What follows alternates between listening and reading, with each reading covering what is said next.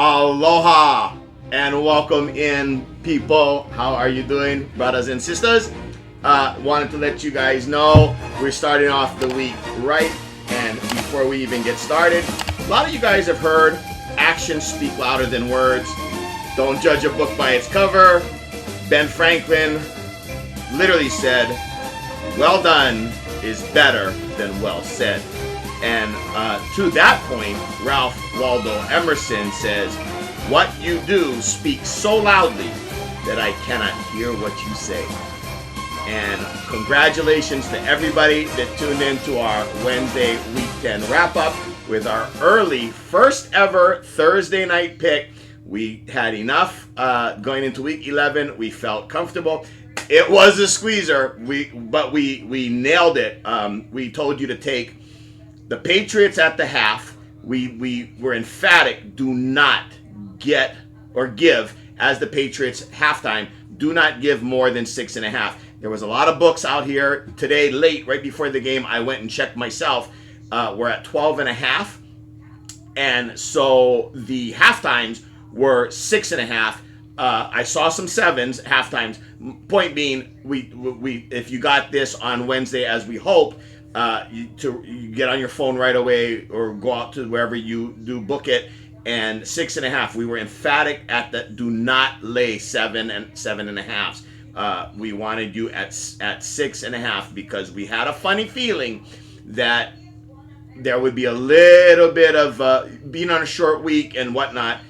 You know, the Jets couldn't move the ball for 2 weeks straight, right? Justin Fields, I think through I'm thinking of 3 different games, but in the total of 3 different games, I don't think he had 150 yards passing total. I'm thinking of the Denver game internationally, last week's game, and then the week before that. But again, irregardless, we could not fathom or see through all of the models. We're like a lot of the others too. We have algorithm models that we run, 10,000 simulations, so forth and so on. We also look at everything in the physical nature. We as from week 1, we've told you, we try to apply common sense, and we even look at the human aspect. We could not, for the life of us, figure out how New York would move the ball consistently against the Patriots. You get the one where the scripted, where they opened up, they got the 7. That killed a lot of people in terms of not having to squeeze it out, right? But again, they covered the half and they covered the game fully. But going back for a second, so they opened up, they were able to move the ball right down the field. A lot of opening drive scripts. You'll notice Minnesota with J.J. McCarthy, New York Justin Fields. These guys, they have these, and the teams are on their heels until they can see what they're trying to do and adjust. So a lot of times you'll get something you don't want. That's why I don't like betting halftimes. But in this case, we literally said, okay, even if they do what they did, it should be fine. And we were right. In fact, if you guys watched the game, the kicker, the New England kicker, missed a right going into the half 3-point conversion, or 3-point field goal try, which would have made it, no matter what you gave at the half, you were fine. But again, we emphatically said 6.5 or less. And then at the game, we did tell you to tease it. We weren't really thrilled because we saw the line at 10. We were okay. At 11, we were okay. And I'll show you guys some pictures because that's what we did. But we were afraid. We didn't want you guys going at 13.5 or 14. Like, just we know that people are pressed up against it and pushed at the limit at the end there. And sure enough, it came down to 13 points. So the highest line where I live, where we saw 13 for a minute, but it went right back down to 12.5. It was bet. So the casino, or the books, got middled on this with the smart players, like how we do. And by the way, I'm wearing this for you guys because I got you guys this week. I'm showing you guys a few tickets of different ideas of how to approach every week going forward, as we've been trying to teach you guys since week 1. And my son will show you guys some tickets. If you guys haven't heard our guest by now, my son is the editor and the producer and the director of everything we do here on the technical side. So shout out to Jomo yet again and every week, because he is amazing. And without him, we would not be able to do any of this. Our team would literally be rudderless. So anyway, thanks to him, you guys will see some of the tickets we're putting in this week, and how we can get you guys $5, $10, $20 bets and turn those into 500, 800, 1,000, 1,500, 2 grand, 3 grand. We're not showing you everything we do, because a lot of it has to do with college, and this year we're going to do only pros for the main part, except for maybe when it gets to the playoffs and late in the year. But for the most part, we're leaving it to the pros. The college is so involved. We're spending 80 hours a week just doing pros. So I don't know if we have enough manpower and enough team power to do the college. We're going to really try next year, but we're learning as we go how involved this is. And so again, we give you guys the pro side, and we're teaching you guys a few things so that you guys can take a little bit of money and maybe make a lot of money, and at the same time, small risk for big rewards. All right. Anyway, so we've basically got kind of a 2-for-1 this week with the Thursday, right? Because we gave you the half that comes home, hits home, and we gave you the game. And even if you bet it at the full line of 12.5, you got it with the New England Patriots, although we did tell you to tease it, but we weren't emphatic on who to tease it with. So again, now be smart. Like for instance, if you took $100 and you teased it, so you had New England minus the 6 or 6.5 or 5.5, whatever, 12 minus the 7, so 5. So now you're good there. And let's say you did Baltimore, and the line is, I see most lines actually at 7.5, so you'd be basically giving a half. I would wait till as late as I could for kickoff, because Baltimore is going to be a public favorite. If the line moves to 8 or 8.5, we would definitely take the Cleveland Browns, and then you've got that 100 if it goes one way and 100 if it goes the other way. And that's a huge middle, because if Baltimore wins by 1, 2, 3, 4, 5, 6, or 7, you guys win basically both. If it landed on 8, you push that side, get back your money, and you still collect the original. So very nice there, and that's how you hedge it. That's how you do it going forward. Don't forget, that's what you do. You hedge. Anyway, so this week for the remainder, this is what you're tuning in for. The remainder of our picks. There's been some line movements. There's been a lot of action. Now it's getting late. It's week 11. People, the pros are out in full force now. The sharps are out there. So we wanted to touch on a couple of things for you guys before we give you our picks. So there's a lot of sharp action right now on the Seattle at Rams game. That line is up to where I'm at. It opened at 1.5 or 2, depending on who you use. We physically today we saw 3.5. It across the board, it's pretty solid at 3, but we've seen 3.5. That again, if you got in early where you took the Rams -1, how do you not take Seattle at plus 3.5 or maybe even 4 if you could get that?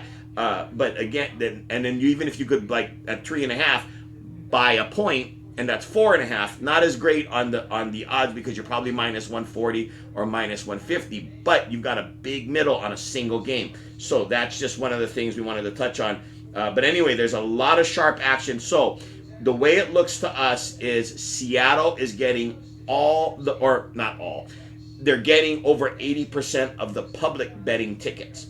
The Rams are getting 90% of all the professional, what they call sometimes in Vegas, like they'll be referred to as like the syndicates. But anyway, the pros or the sharps.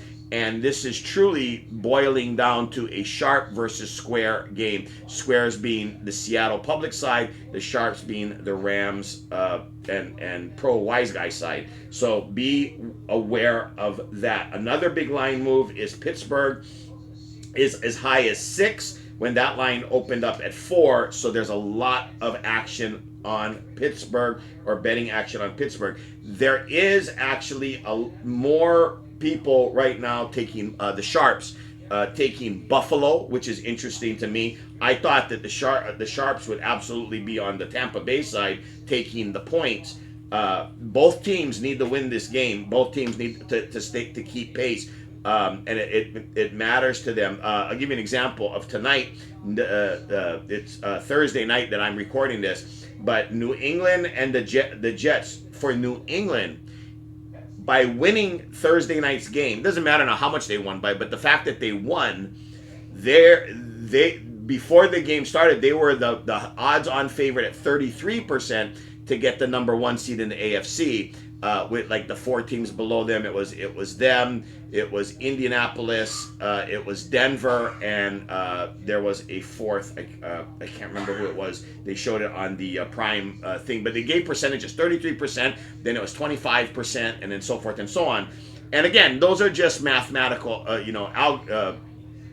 the analytics. It has nothing to do with factual, right?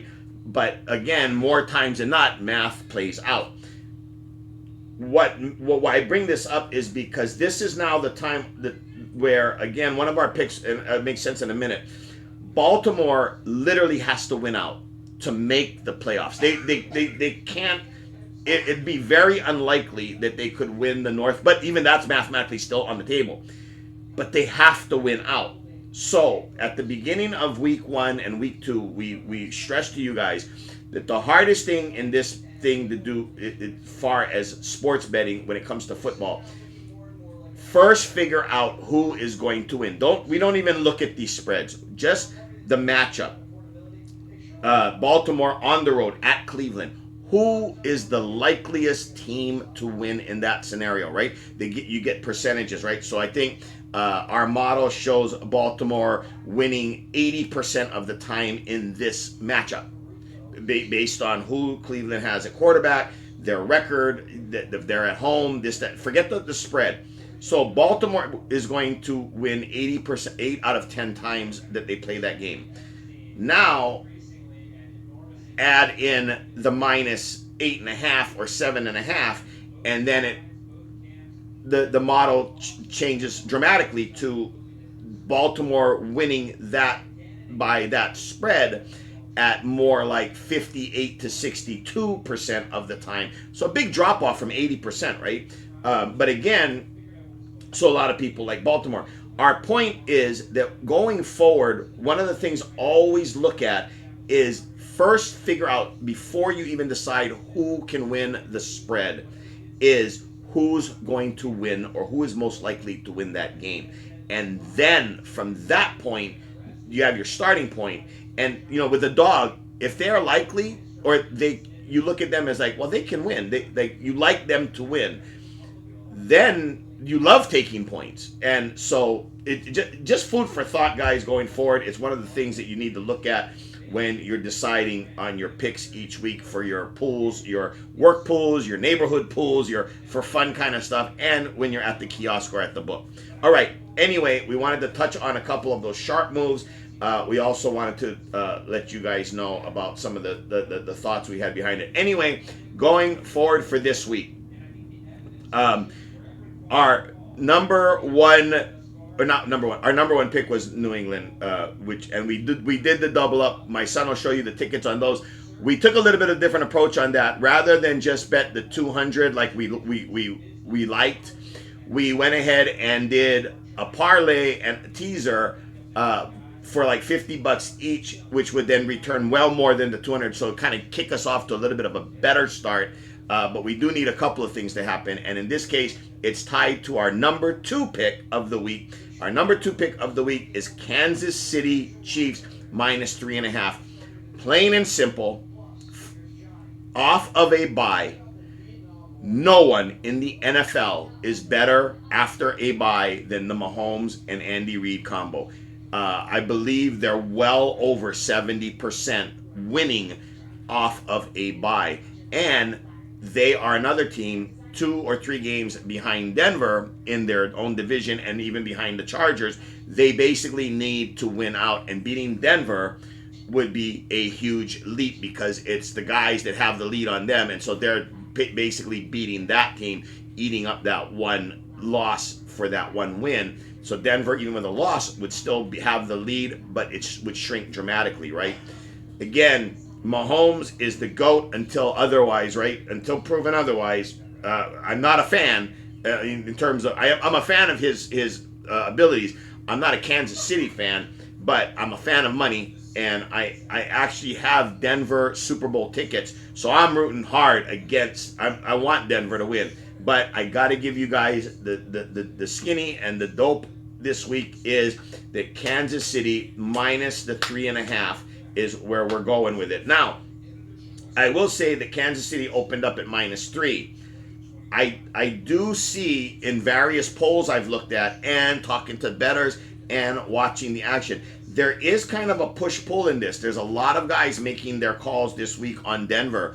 There are some wise guys making their call this week in Denver, 1. And 2, there are a lot of believers in Denver. We just don't see that Bo Nix is playing at a high enough level to beat Mahomes and Kansas City this week. And in the situation that they're both in. 1, we know that Denver has the better defense, one of the best defenses in the league. Problem is that Patrick Surtain is out, and he absolutely matters. That would be like New England losing Christian Gonzalez. He shuts down half of the field, and we're talking about Mahomes. You need half the field shut down so that the defense can get to him. If the defense can't get to Mahomes, and if they're able to kind of muster somewhat of a running game with Hunt and with Pacheco, whether Pacheco plays or not, we're not sure, but Hunt's a game. Kareem Hunt is a baller, and he will get them 4 yards here and 4 yards there. He's not a ball of fire like he was in his premier year, but he's still a baller and a tough guy. And so just overall, we think it's going to be a close game, but we do think that Kansas City covers the 3.5. Okay, so that's our number 2 pick. Our number 3 and 4 and 5 picks are, and then I've got a little bonus for you. So let me get to those. Let me give you the picks first, and then we'll get to the bonus, which is a parlay. And again, you guys will like it because these are money line parlays that could make you guys quite a nice sum. And I want to point out this week, the board is ripe to do this stuff. We're even do some of on your own that we don't even suggest. And you'll see again, my son will post some of the moneyline parlays we've already got in. And I'll make a point of it that, look, one of our calls, right, is Kansas City. But you'll see me with a $5 moneyline parlay, a 5-teamer, $5 moneyline parlay, where I took, like, I opened up with the Patriots minus, say, 11 today, right? But then I'll take Denver money line, and then I'll take, let's say, Seattle money line or something, and maybe Tennessee money line, right? So that's 4. And then I'll pair it or end it with a 5th leg, which is money line on Dallas, because then if it gets that far where all I need to win the cash out is Dallas, then I absolutely want to run back down and bet the Rams. The Raiders, the Las Vegas Raiders. If I got Dallas as the last leg of my 4 or 5 team parlay, with 2 or 3 teams being money liners in there, and it's a juicy one where it's, $10 or $20 is going to get me 1,000. I want Dallas on the money line as my last leg so that I can run down and bet. Let's say it's going to be worth $1,000 ticket. I would absolutely bet at least 300 or 400 on the Raiders plus 4.5, because it's 3.5 now, and you'd buy a point to cover that key number of 4. But then you don't want to tie, so 4.5. And now you're looking to, as long as Dallas ties, which is 0, or wins by the 0, and then 1, 2, 3, or 4, you've got a 5-point spread. If the game stays close, that you can win both sides, or tie one side and win one side, or win both. You can't lose both, is our point. So hedge it. And so if the parlay goes down, it sucks. It was so close to $1,000. Now you got 300 or 400 to fall back on.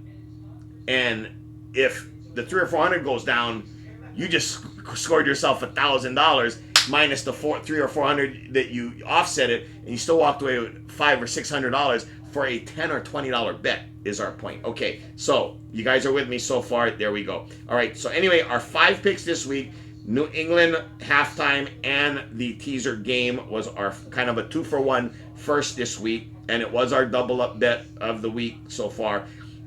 Now we're going to take Kansas City, and let me tell you, we're going to take that and lay some more on Kansas City. We're not going to double up again just this weekend like we told you guys Wednesday. We could possibly do 2 or 3 picks in a week to double 2 or 3 moves in a week.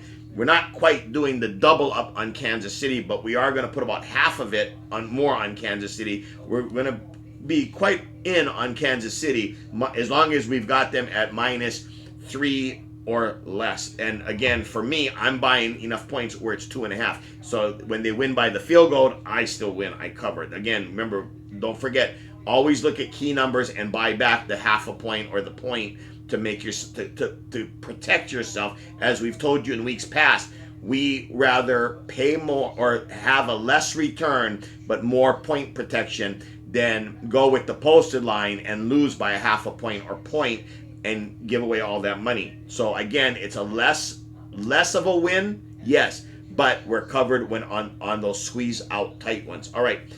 So our 4 picks this week, we already got New England in the bank for this weekend. Already won, nicely done. Kansas City -3.5, and we're telling you because we want you to buy back the point. We want to be under 3. We want to be under 3 in this pick. So Kansas City would be basically -2.5. That's our second pick. That's the line we're going to say we won or lost by, is -2.5. Our third pick is Minnesota, which right now we see it across the board at -2.5. There are some threes if you like Chicago, but we're telling you Minnesota's our pick.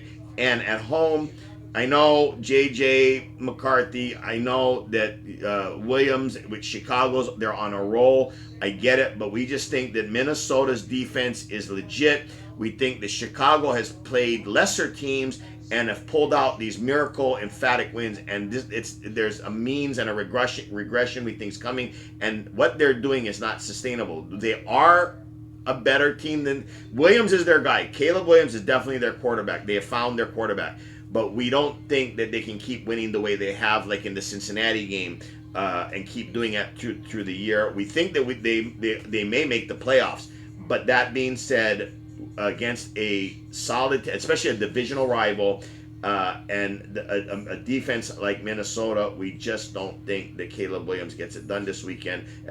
Again, -2.5 is the line for Minnesota. All right, the next 2 I'd save for the last because you guys are going to hate these picks. And let me tell you, I hate these picks. But the models, they are what they are, and we give you what we get. And it's not my picks. There's a lot of work that goes into this, and so it's all things in.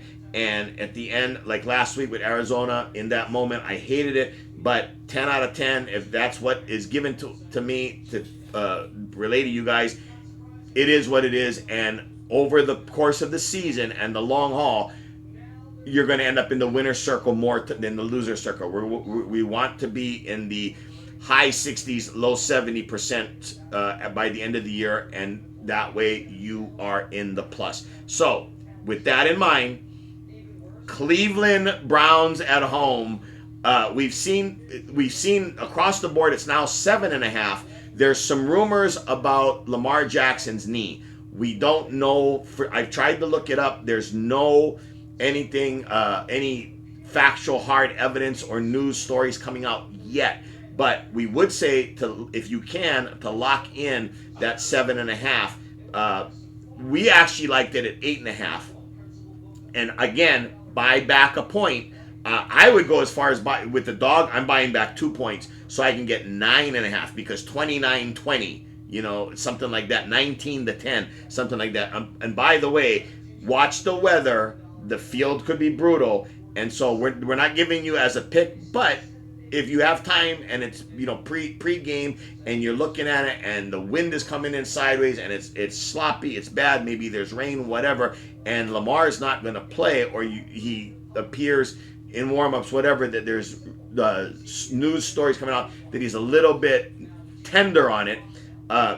The under isn't a horrible pick if you're looking to pair stuff up from money line and parlays, because you need 4 or 5 picks, and not all of them can be money line winners. Some of them are going to be actually money line the other way, where it's minus 300 because you're taking the favorite, but you need that one more, like Dallas on Monday night. If you got a 14 parlay, throw Dallas there on Monday night. It still takes the winning up from whatever it was to a much higher payout, because it's that 4th or 5th team. And then again, it's not going to matter, because come Monday, you're going to take Raiders plus the 4.5, and you're going to offset it so you can have a chance at winning both. Anyway, so Cleveland at 7.5, I'm able to buy back 2 points. So we're going to assume, or we're going to tell you, that we like it at 9.5, because even on parlays, you can take them at 9.5. So Cleveland is, for us, the line's going to be 9.5. And finally, the 4th of the 5th, because New England's already out of the way, is, again, don't hate me for it, Jacksonville Jaguars. I get it. The Trevor Lawrence experience isn't fun. There's 3 across the board. So obviously we want 4.5.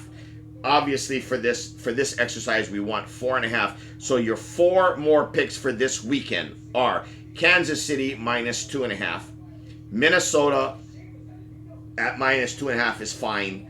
We don't see a point to buying back any points there for Minnesota. Cleveland at 9.5, plus 9.5, and Jacksonville at plus 4.5. But if you can only afford even at 3.5, it's better than a field goal, which is a tie, right? Because you just get back your money on a tie. Now, understand also that this week, as we said, the dogs look like they could be barking, and so even though we told you right there to just buy back a bunch of points and so forth and so on, we suggest, if you have the means to do it, a round robin money line parlay and point spread parlay. So basically, you want to mirror them, meaning, like for instance, I would do a money line parlay. I've already started with New England. I put New England on everything I could to start the weekend, but I would take Washington, and see, I don't take more than 3 money lines, and then again the Monday night Dallas money line, because you're going to flip it the other side and do the Raiders once you get that far with anything you're looking at cashing out, because all you need is Dallas. But the 3 teams, I would pick, mix and match 3 teams, which is Washington, Chicago, the Giants. Jameis Winston is starting. Anything is possible. He has a super high ceiling and a super low floor. You literally could see this New York Giants Green Bay game where Jameis Winston pulls out a win by 7 or 10, or they lose by 30. Both are very possible. So the Giants plus or not plus any points, money line, but bear with me. The Carolina Panthers money line, Jacksonville money line, Cincy money line, Tampa Bay money line, Tennessee money line, Seattle money line, Arizona, Denver, even Cleveland. As unlikely as it is, Cleveland would be huge if they win outright. Detroit right now, because they're a dog, and then again you're going to take the favorite so that it's easier to offset on Monday, but you're going to take 3 or 4 of those teams, the dogs, and mix and match them, and have your 4th or 5th team being Dallas money line, so you can hedge it on the Raiders on Monday night. Now, you want to as well not miss out, because it's hard to hit a money line. It's very hard to hit a money line parlay. But if you've got 3 and 4 teamers that turn into 4 and 5 teamers because of Monday night, here's the other thing. If, for instance, I'm just giving you an example. If you took Washington, Chicago, and the Giants, just those first 3, we would also suggest you do a parlay with Washington plus the points, Chicago plus the points, and the Giants plus the points. So it doesn't pay out nearly as much as the money line would, but the points are there for a reason. And if one of the 3, say, doesn't win outright but covers the spread, you're going to be kicking yourself that you didn't have it both ways. So whatever money line whatever combination money lines you decide to do, we suggest you also mirror it with the same exact teams, but take the points. And remember, don't forget to buy back points on the parlays. So again, as an example, we would say, okay, if you're taking Washington, Chicago, and the Giants on a 3-team money line parlay, and of course it's a 4-teamer, right? Because you got Dallas money line on Monday night, and if it gets that far, you're going to take the Raiders plus 4.5, offset it. So if you stand to make 400, you're going to bet 150 or 200 the other way. So guaranteed you come away with something, but you could scoop the whole thing. Now, your point spread parlay for those 3 teams would look like this. Washington is getting 2.5 right now. We would want it at 4.5. So we'd set up your parlay and then buy back the 2 points on Washington. Chicago's taking anywhere from 2.5 to you can get it at 3. So you would take the 3 and buy back 1.5, making it Chicago plus 4.5 because it's a key number. And finally, the Giants, not so hard. That one is kind of more of a feel thing because the Giants are taking 7, right? So we would want at least 7.5 so there's no tie. But you could take it up to as high as, if it's 7, you could take it up as high as 9, and 8 and 9s do occur, right? 28-20, 29-21, that kind of thing, especially with the 2-point conversion.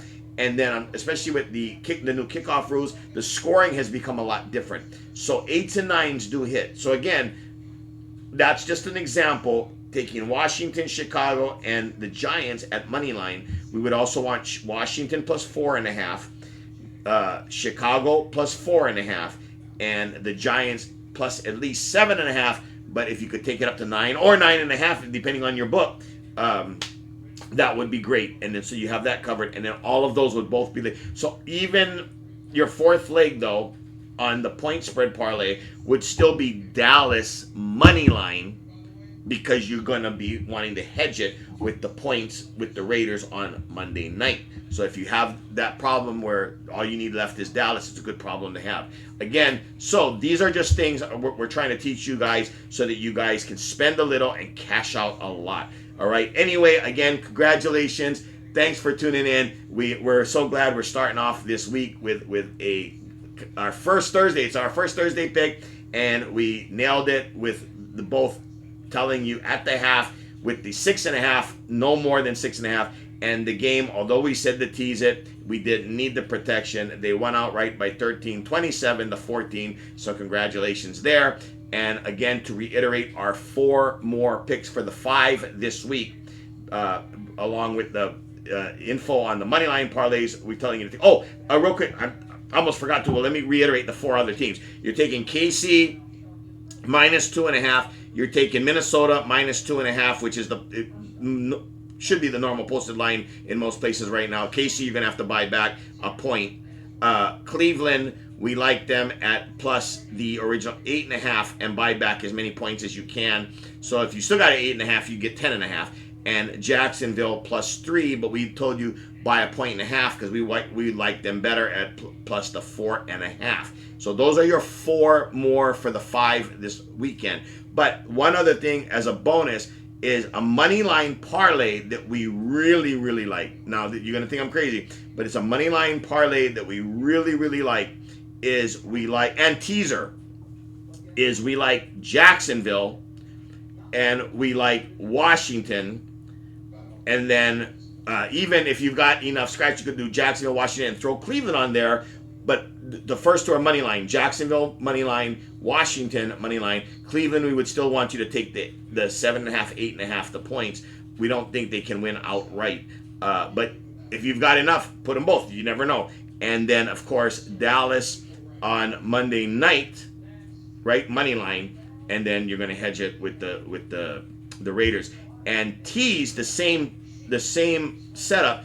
Tease Jacksonville, Washington, Cleveland, and Dallas. Tease that because you got 4 teams, so you should not be minus at that point. Where it's like if you got a 2-team teaser, you might be like minus 140 to get, so basically you got to lay 140 to get 100. But with 4 teams on there, Jacksonville, Washington, Cleveland, and Dallas being teased, you should be in the plus whatever it is. And again, with Dallas plus 3.5, then you easily can hedge on Monday night Raiders plus 4.5, and you'd have a nice big fat edge window there. On the round robin, real quick, not to forget. So there's so many dogs. Every dog on the board this week, we can see a path to them winning outright. So depending on your finances, depending on what you can do, what we would do is we would take all of them, and we would maybe group them in 5s or 6s. And what we would do is we would play them in a round robin money line parlay by 2s and 3s at, like, say $5 or $10 a piece. So that way you've got them all covered. So if there's a heavy dose of dogs winning outright this weekend, like we think is very possible, you will not miss out on getting. And it is an investment to make. It does add up. But if a few of these come home, if like 4 or 5 dogs win outright and get you your money line parlay hits, it easily pays for your whole investment and then a nice return. So again, we just thought that this weekend, the board this week looks very interesting. We can see a path to every single dog on the board. There's a possibility of them winning outright, even Cleveland, as unlikely as that may be. So again, guys, thank you so much for your time and tuning in, and smash that like and subscribe button, because if we have a call on Monday night or even late the Sunday nights, the only way you'll know is if you're subscribed to get the notification on your phone or iPad. So like and subscribe, and tune in back again. If we don't have another pick this week with the Sunday night or Monday, we'll be back on Tuesday or Wednesday for our weekly wrap up and our look ahead. And again, thank you guys so much. Aloha and mahalo. Be good to yourselves. Be kind to each other. Congrats on Thursday, and good luck going forward this weekend. Aloha.